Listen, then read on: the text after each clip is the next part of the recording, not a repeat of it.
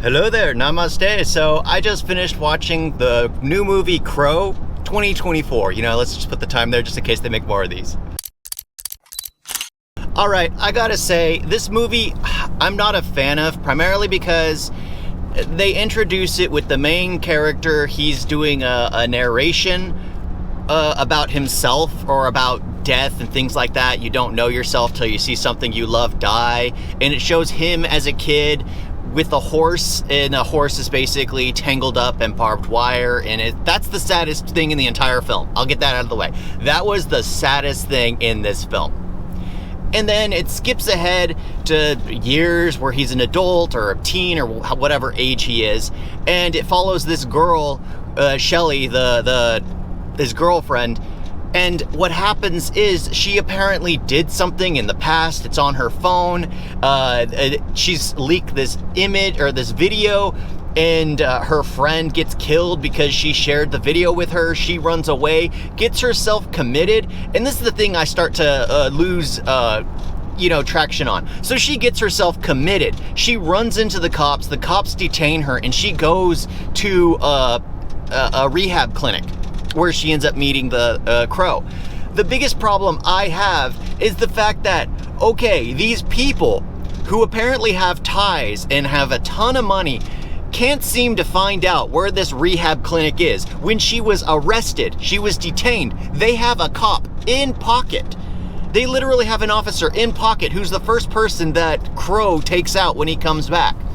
There's just a lot of little stuff that gets kind of tedious. Is just like, dude, you didn't know that she was in this rehab clinic before she was even there. You didn't choose which one she was sent to. It was some of the dumbest little things here and there, because now that I'm actually thinking about it, I'm starting to find more issues. I didn't care that when he was in like the death purgatory realm, it was someone giving him the rundown, someone explaining everything to him. I didn't care for that. I am not a fan of that.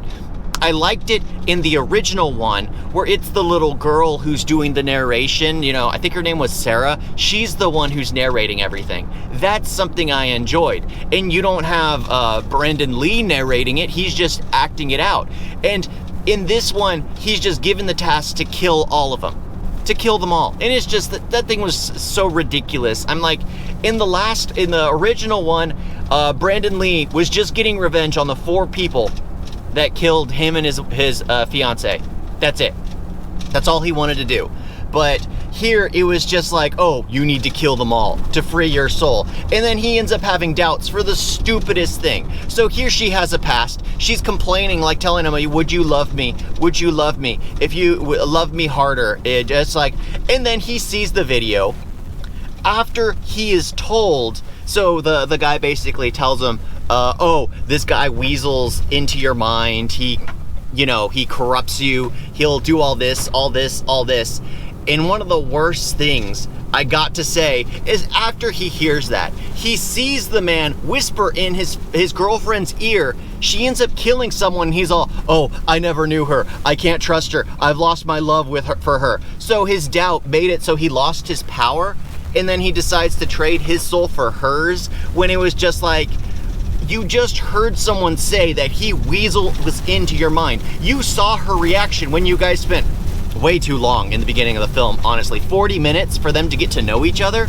It was just like, I preferred it when we just got flashbacks. And the whole thing was just him taking out the 4 people he wanted. In the very end, he ended up taking out everyone because they held the last guy he wanted hostage. It was just... And of course, the boss is someone who has eternal life because he sold his soul to the devil. That's it. It wasn't just a simple revenge plot. It was that there was someone out there who sold his soul to the devil, happened to gain more life because he sold even Shelly, his girlfriend's soul, to the devil, because he forced her to commit a crime that she was unwitting or unwilling to, because he can prey on the darkness in them. I gotta say, because this is far too much of a gore, and I gotta say, any of you parents who are taking your kids, little kids, infants to like middle school, oldest probably 12 years old. There was like a 2-year-old, 6-year-old, and a 12-year-old. You parents who are taking your kids to these rated R films with sex and violence, you guys are the ones Crow should be hunting. You guys are the ones who are corrupting your kids' souls. Oh my gosh. I gotta say, there were kids there, and it's just like you see Crow batting the crap out of someone with a shotgun. Using a shotgun and just beating him down with it. It was just like, what the heck? And you have kids in this film knowing it. Knowing it's rated R. But I am glad I watched it. It was trying to do something more modern with it, but I did not care for it because I did not care for both main characters. I didn't care for Shelly. I didn't care for Eric. I didn't care for Crow. I didn't care for them because here he's in rehab. He's apparently been in rehab since he watched the horse die. That's all I gathered from it. And then she was rich and wealthy because her mother sold her daughter's soul to become rich and wealthy, apparently. And it's just a lot of little things here and there that just seemed a little bizarre to me, but it's fine. It was okay in the end. I didn't mind. I guess overall I enjoyed it, but I just didn't care for the two main characters. I liked the action at the end. That was the best part. When he's stabbed, he actually uses where he's stabbed to take out other people. That was like, okay, I liked that.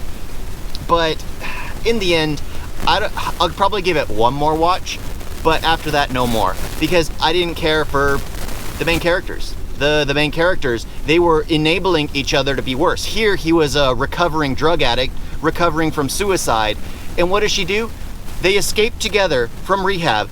And then the first thing she does, she sleeps with him and then feeds him pills. It's like, what the heck? But yeah.